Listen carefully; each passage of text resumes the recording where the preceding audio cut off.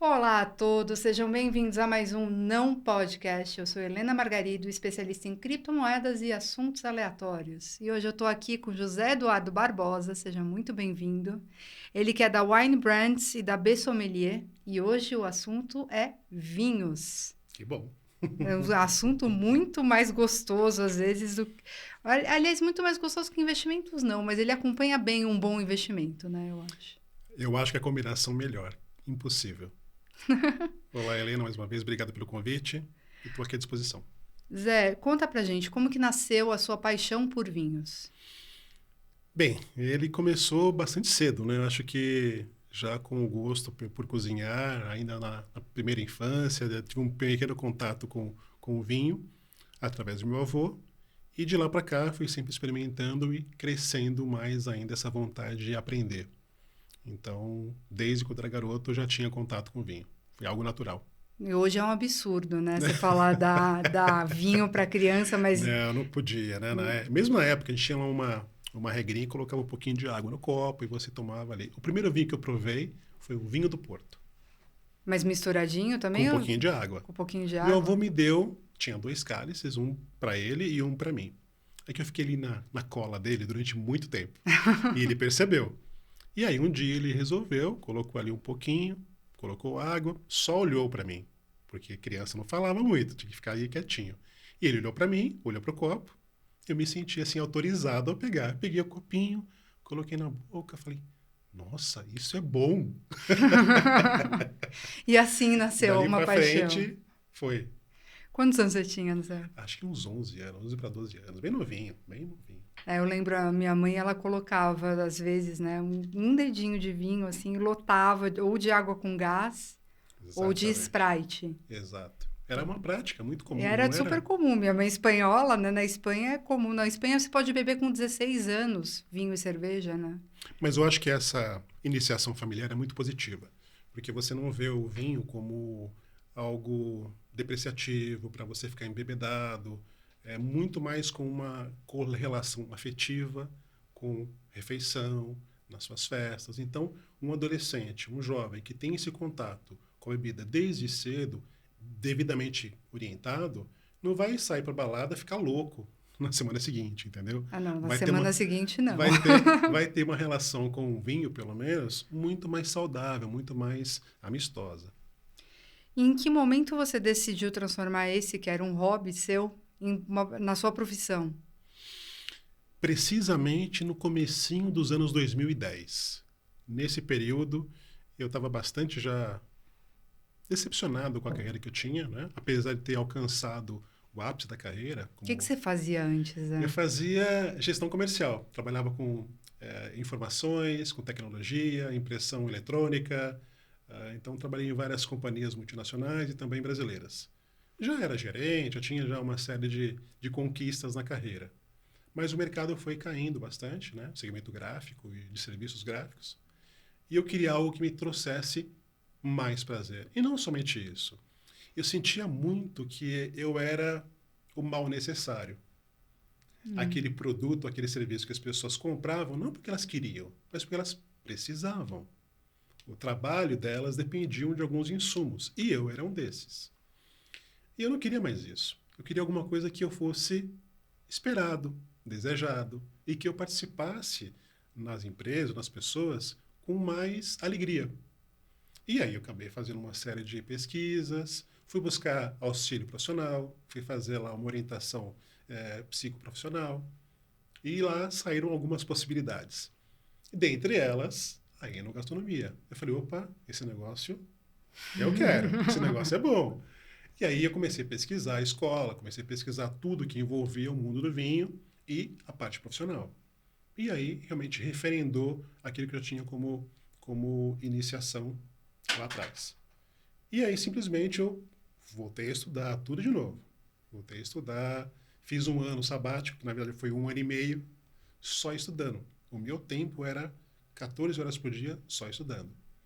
Estudando vinhos. Vinho, gastronomia, o negócio do vinho no Brasil, quem eram os principais importadores, os principais consumidores, de onde vinha o vinho, tudo. Tudo que envolvia o negócio do vinho no Brasil e, claro, me formar como sommelier, que eu queria ser um sommelier. Isso durou 2 anos e meio, essa formação toda. E aí eu fui para o mercado. Desde lá, só ganho dinheiro com vinho. Eu vivo vinho o dia todo. É sensacional. É que nem eu vivo o Bitcoin o dia inteiro. É verdade. Assim, nem de final de semana eu tenho folga. Que final de semana? O que é isso? Eu não De sei o que é final de isso. semana. Eu não sei o que é isso. Mas quando você trabalha por paixão, eu acho que as coisas acabam ficando tão automáticas, né? Que nem o que a gente estava conversando antes. Faço questão de te dar uma aula de Bitcoin porque Eu vou eu, adorar. eu amo isso. É um negócio, esta é a minha paixão. Eu também tinha uma carreira como advogada e eu tinha um escritório e etc. Até que eu já estava com o Bitcoin lá há muito tempo e aquilo lá era o que eu realmente gostava mesmo. E aí um belo dia eu decidi virar a chavinha. No meu caso, não Só foi não um belo tirei, dia. só não tirei sabático. Não foi um belo dia. Foram dois fatos muito importantes. O primeiro foi numa segunda-feira, que eu tinha que levantar para trabalhar como todo mundo aqui. E aí a cama não deixou eu sair. Hum, E aí eu falei, pô, tá estranho esse negócio. E aí levantei, claro, tive que fazer aquele esforço sobre-humano para vencer essa frustração, essa falta de vontade. Fui. E na semana seguinte, teve um fato que foi muito importante, que foi a recusa de um cliente significativo em receber a mim, meu diretor e meu gerente. Uma reunião que eu tinha agendado um mês antes, feito todo um caminho comercial, né? Porque as multinacionais têm todo um ciclo para você chegar numa reunião de diretor. E eu fiz tudo bonitinho. Chegou lá, o cliente me deu a seguinte resposta: a gente não vai mexer com isso não, isso não é muito importante, então a gente vai deixar com o que nós temos hoje e a gente não vai nem atender vocês. Na recepção. nossa. E eu, como meu diretor de uma multinacional, meu gerente e eu, 3 pessoas para sair do escritório. Eu falei, não, para. Eu acho que eu mereço mais do que isso, né? Aí eu encerrei ali na minha cabeça, foi o que faltava para eu decidir realmente mudar. E aí comecei todo esse processo que eu te falei de pesquisa e para mudar de carreira. É sensacional.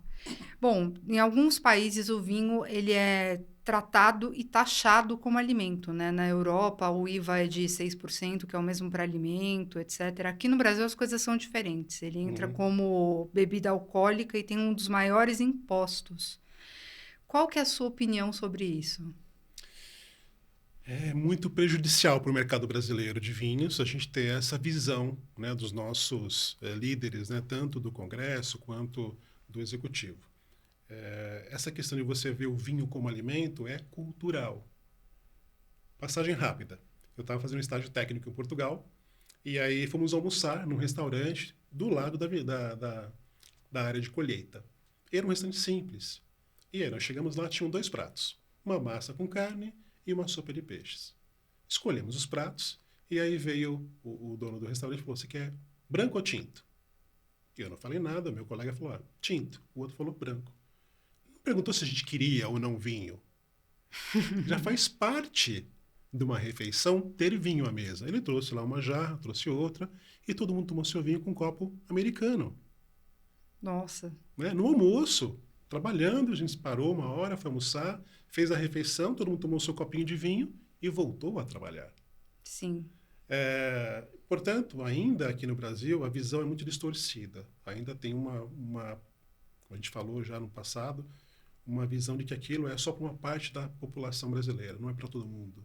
Então tem um preço elevado, tarifas absurdas, custo de logística, assim, é fora do comum.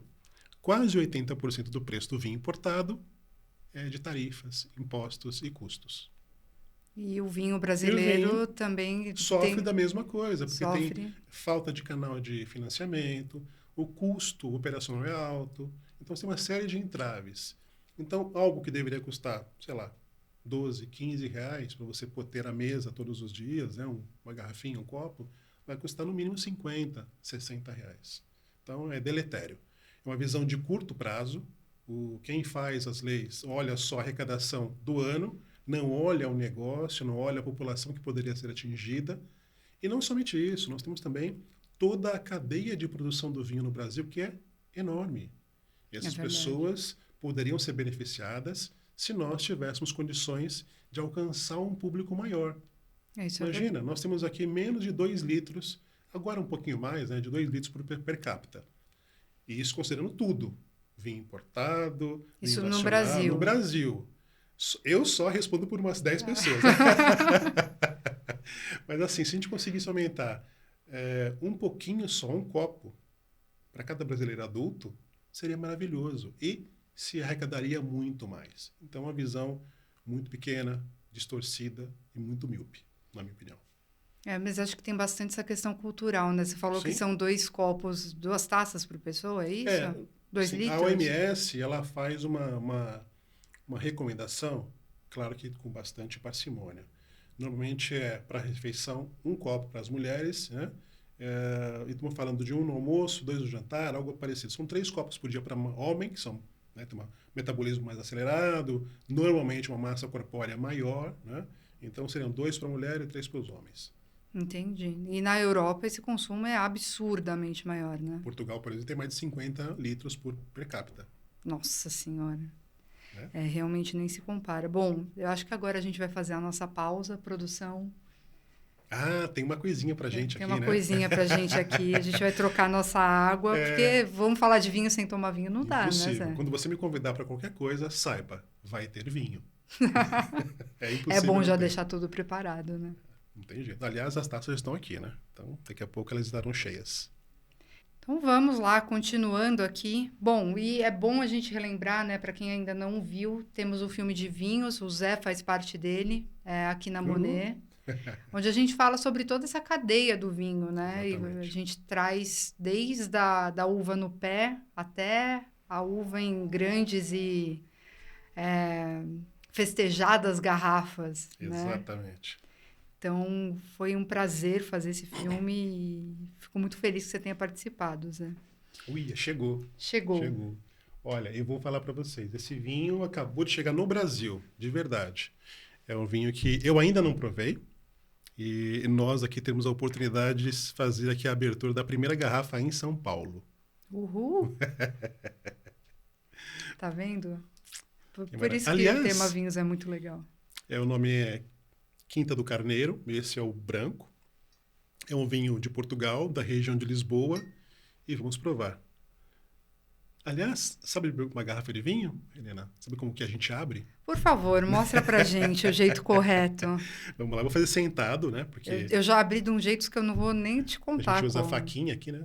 Do saca-rolhas, tem a faquinha, e a gente corta sempre nesse anel mais baixo, aqui na parte de baixo da garrafa. Então a gente usa o saca-rolhas para cortar a cápsula.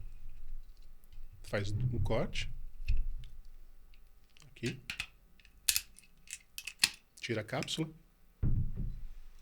Põe no bolso, né? Claro. Fecha a faquinha.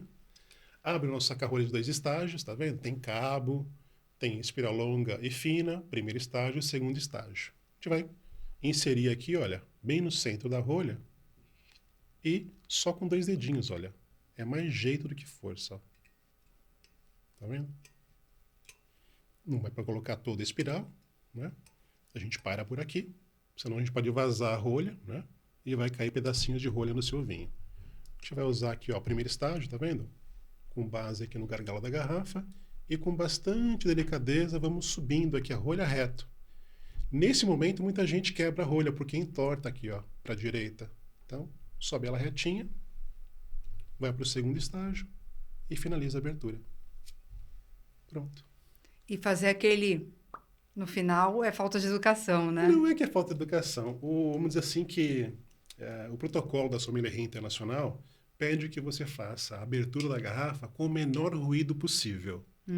Tanto Entendi. para um vinho tranquilo, como esse, assim como para espumantes, né?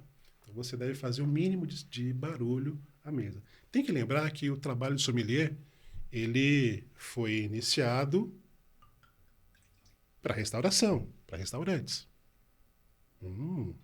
Acho que você vai gostar. Eu tenho certeza. Olha que cor linda. Bom, eu não vou nem me atrever a tentar fazer o... Tem cor de tal coisa, tem cheiro de tal Nesse coisa. momento a gente só vai fazer uma coisa que é mais gostoso que isso, que é beber. Sim. Saúde. Saúde. Que cheiro gostoso, hein? Uhum. Tá aprovado. Gostoso. Muito bom. Eu acho que não é à toa que toda a descrição de vinhos que você vai ler, você tem uma comparação com pedras preciosas, você vê amarelo ouro, vermelho rubi, porque realmente é uma obra de arte, um líquido precioso. Então não é redundância você usar essa terminologia para descrever um vinho. Adoro. Muito bom. Gente, cheers, saúde. Saúde, meninos e menina. Vamos lá. Mas continuando aqui. Aqui no Brasil, o vinho ainda tem palavras suas do filme, né? Pecha de item de luxo. E é verdade. Exato. Precisa ser rico para se investir em vinhos? Não deveria. Não deveria, mas de uma forma de contexto geral, o brasileiro não tem educação financeira, de forma geral. E isso já dificulta bastante. Mesmo algumas pessoas que têm dinheiro têm dificuldade como saber investir. Relacionando isso para o mundo do vinho, evidentemente que nem todos os vinhos são para guardar, são para investir. Não tem a capacidade de melhorar muito mais ao longo do tempo na garrafa. Mais de 90% é feito para consumo imediato ou até 5 anos. Uma parte menor, uma parte mais restrita, uma qualidade e complexidade mais elevada, são desenhados para durar bastante tempo, de 10, 20, 30 ou até mais. Esses vinhos é que fazem parte desse grupo que nós chamamos de vinhos ícones ou vinhos que podem ser guardados durante um longo período. E, claro, eles não custam barato. São vinhos que têm um preço aí sempre acima de 50 euros, ou algo parecido. Então, apesar de não ser somente para pessoas ricas, exige sim que você tenha um pouco de conhecimento sobre a região, sobre o produtor e, claro, aquele rótulo em especial. Então, demanda um certo estudo. Um certo estudo, com certeza, mas eu digo assim, hoje em dia, se alguém normal, classe média, média, média, média, média, decidisse ter seu freezerzinho específico para colocar as garrafinhas de vinho ali, decidisse comprar, em vez de investir R$ 500 na poupança, comprar R$ 500 em um bom vinho para poder aguardar ele seguir a evolução natural dele, chegar no estágio onde ele está perfeito para ótimo consumo, ou valha muito mais. Eu não tenho dúvida. Primeiro, que a poupança hoje é um investimento dos piores possível. Sim, né? sem dúvida. Mas não excetuando os demais investimentos, poucas coisas que você pode investir têm valorização tão boa quanto o vinho. Nós temos vários exemplos que eu posso citar da América do Sul, Almaviva, a gente tem Epu, tem alguns bons vinhos feitos na América do Sul que se valorizam bastante ao longo dos anos. Olhando para a Europa, muito mais ainda. E tem uma coisa importante, além de valorização financeira, é um produto que você pode depois, se tudo deu errado, você não ganhou dinheiro como você gostaria, você vai ter o prazer de beber uma garrafa maravilhosa. Então você nunca perde. Né? Mesmo quando o investimento não alcança tudo aquilo que você esperava, por várias razões, você vai ter a possibilidade de beber um bom vinho. Muito legal. E o consumo de vinhos aqui no Brasil e no mundo todo tem crescido, né? A que você atribui isso? Nós temos, claro que nos últimos 2 anos a gente tem um efeito da pandemia. Né? As pessoas acabaram ficando mais tempo em casa, consequentemente, puderam começar a desenvolver outros hobbies, como cozinhar, estar mais tempo com a família, não precisar dirigir, por exemplo, que nós temos lei seca no Brasil, né? Não só no Brasil, mas em vários lugares. Então, isso permitiu um convívio melhor com esses momentos sociáveis em família ou em grupos menores.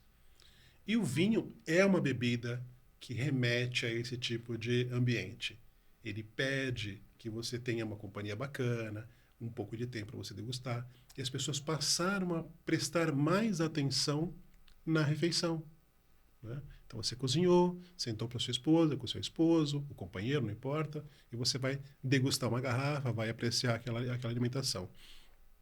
Então, creio que nesse período de 2020 até agora, tem um efeito pandemia muito importante no Brasil, significativamente, seja no e-commerce, lojas com televendas, ou mesmo comércio eletrônico, né, nos supermercados também, teve um acréscimo significativo. Agora, claro que o preço aumentou, então mudou também o perfil de consumo. Muitas pessoas consomem a mesma qualidade com menos garrafas. Por conta do câmbio, por conta de outras dificuldades que aumentaram o preço.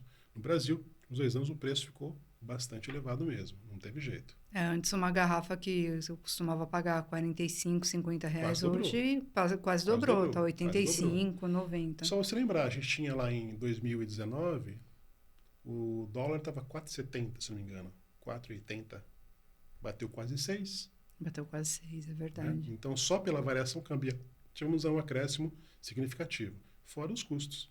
Óleo, diesel ficou mais caro, transporte em container. Não tem container. Não tem container para importar os vinhos. Nossa. Tem uma dificuldade gigantesca de matéria-prima, embalagem, né? Garrafa, papelão para você receber o produto. Então, nós temos aí o mercado mundial como um todo está sofrendo muito. O preço, né, de um transporte marítimo da Ásia, da Europa para o Brasil, aumentou muito. Um dos produtores que a gente entrevistou no filme estava comentando com a gente que, assim, tá numa escassez tão grande do vasilhame que teve gente que chegou a pedir R$12 por garrafa. É absurdo, é absurdo. Por garrafa, só a garrafa. Assim, imagina, a pessoa está com, sei lá, 200 mil litros em tanques de aço inox para engarrafar, tem mercado para vender, não tem garrafa, não tem papelão e não tem transporte. Como é que você faz? Gente. Também um pouco resquício da pandemia, isso daí também, né? Mas a exceção, exceto a pandemia, tem sim um movimento de crescimento do consumo de vinho por várias razões, né? A população tem buscado uma qualidade de vida, tem buscado compensações também pelo seu esforço pessoal, profissional. Então, o vinho também tem essa conexão. Acaba dando esse prazer em conjunto, ou mesmo para comemorações. Então, isso acaba sendo um caminho que a bebida percorre. E eu acho maravilhoso. É sensacional. Bom, a gente tem alguns exemplos de garrafas que se supervalorizaram, como a gente estava falando aqui antes, né? Com o passar do tempo, e são vendidas em leilões. Sim. Como funcionam esses leilões, Leilões normalmente são garrafas especiais, de safras especiais, que tipo acabaram... a icônica safra de 82. 82 e Bordeaux, claro, que foi aquilo que marcou, né, a virada de chave do Robert Parker, quando todo mundo dizia que aquela safra seria ruim, não é? Ele cravou ao contrário, que seria uma safra maravilhosa e que fazia projeções muito, muito boas para aquela safra. Daí veio a reputação dele. Mas não somente 82, em Bordeaux houveram várias safras muito boas. 2000, 2005, 2009, 2010. Então, esses anos, por exemplo, algumas garrafas alcançam preços muito importantes. Mas não só na França. A gente tem garrafas portuguesas muito boas, né? Estamos falando de Piramanca, estamos falando também de Barca Velha, alguns italianos super toscanos que têm excelente reputação, Sassicaia, Ornellaia, Maceto, tem vários desses super toscanos que têm uma reputação maravilhosa e preços altíssimos. Não preciso nem falar da Borgonha, né, na França. Então, Domaine Romanée Conti, tem vários Grand Crus e Premier Crus que superam aí facilmente 1.000 euros a garrafa. Negócio forte. Quando ele é lançado? Quando ele ganha uma reputação, ganha um tempo. Quando é lançado, tem ali os leilões, a venda em Première, em Bordeaux, né? E tem a locação. Eu não consigo comprar quanto eu quero num lugar desses, né? Então, esses produtores ícones, por exemplo, Vega Sicília, tem alocação de garrafas. Então, cada mercado vai receber X garrafas, ou cada comprador ou distribuidor tem direito a receber X caixas daquele vinho, e só. Então, mesmo que eu tenha muito dinheiro, eu não consigo ir no produtor e comprar essas garrafas, tantas quantas eu quero. Eu preciso esperar esse vinho chegar ao mercado e aí buscá-lo para comprar. Então, você tem muito mais pessoas interessadas nessas garrafas do que volume disponível. E aí o preço sobe. Uma lei de mercado.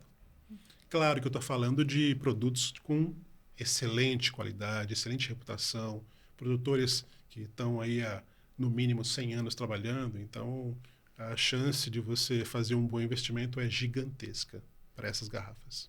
E aí o leilão, esse secundário, aquele que eu tenho uma coleção de garrafas na minha casa, etc. Como que funciona isso? Um belo dia eu decido, não quero mais as minhas garrafas, quero vendê-las.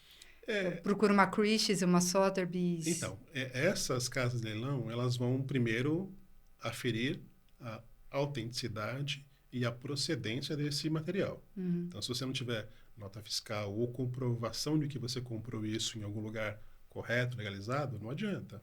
Já aconteceu comigo. Eu ser consultado por uma pessoa, né, que o marido veio a falecer e tinha lá um monte de garrafas.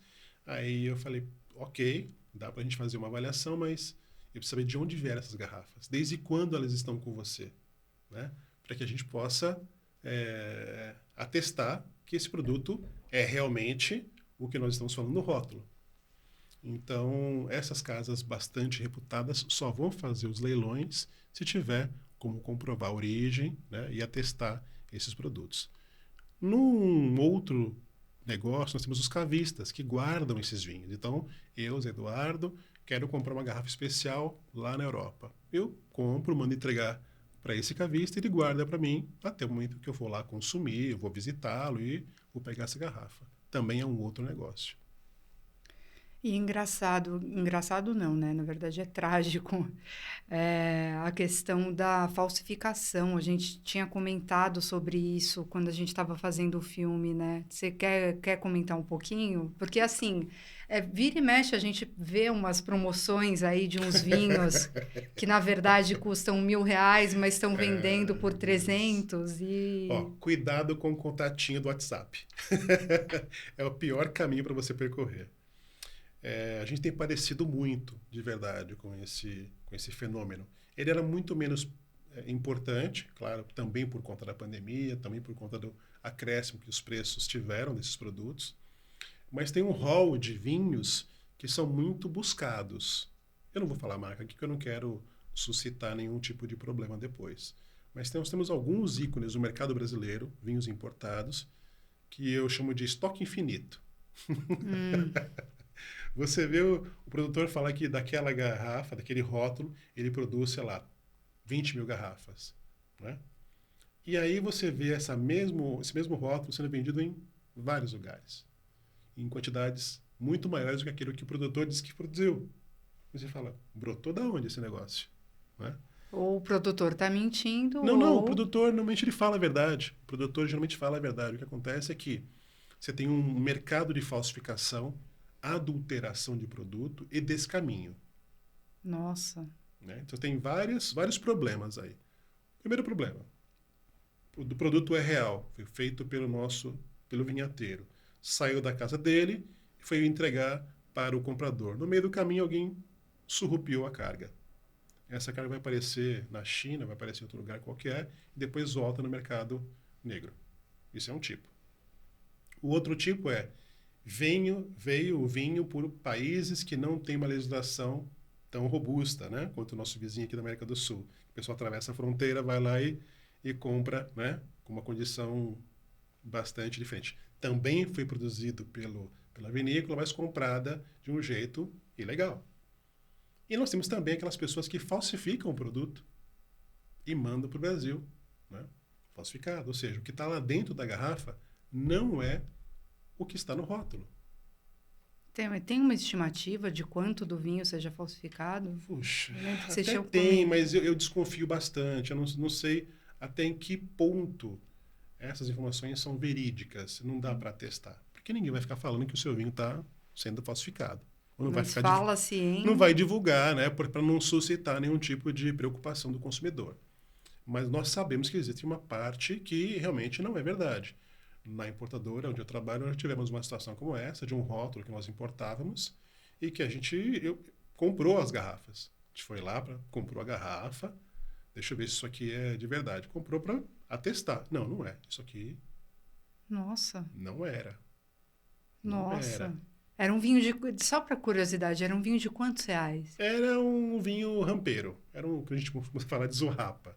É um vinho muito simples que estava engarrafado num rótulo que hoje custa quase R$ 2.000 a garrafa no Brasil. Ah, entendi. Né? Então, o líquido que estava lá dentro era muito simples, mas a garrafa, a etiqueta era muito parecida com a original. Não era igual.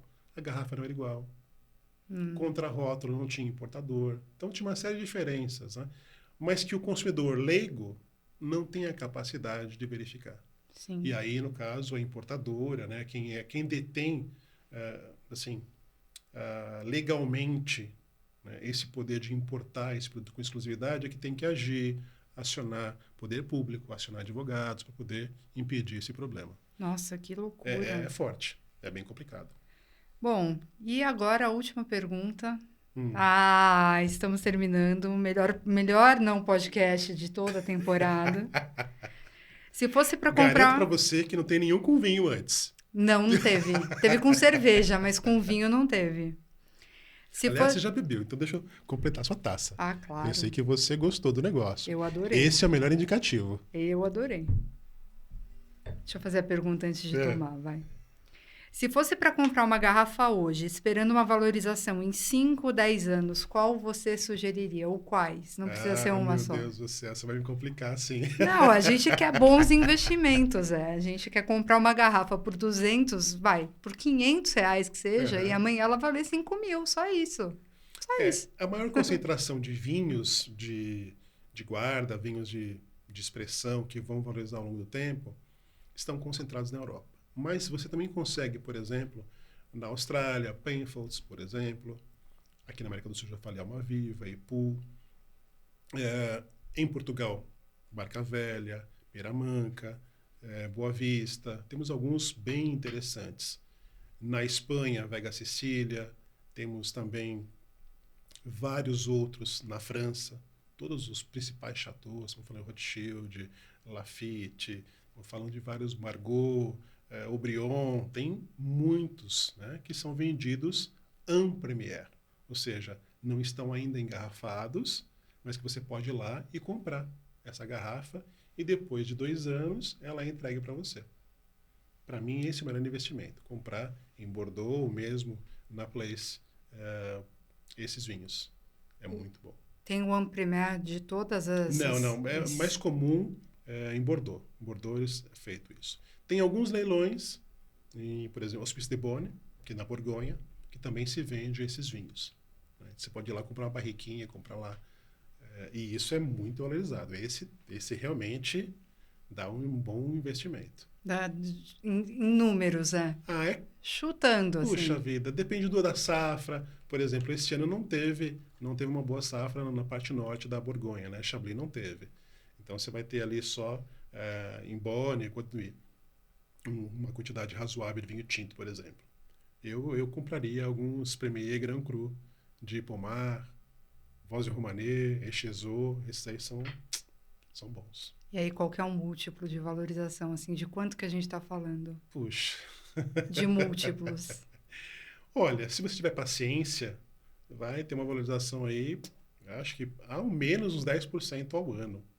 10% ao ano. Fora, né, correção monetária, essa coisa toda. 10% ao ano, e se tudo der errado eu posso beber no final, então super investimento. Para mim, melhor. Se eu tivesse qualquer 10 mil reais sobrando, eu ia comprar em vinho, certamente. Então tá certo. Muitíssimo obrigada pela sua presença. A gente se despede por aqui. Não deixem de seguir a Monet nas redes sociais, @InvistaMonet com 2 T's, e a gente se vê na próxima. Até! Tchau, pessoal. Saúde! Cheers!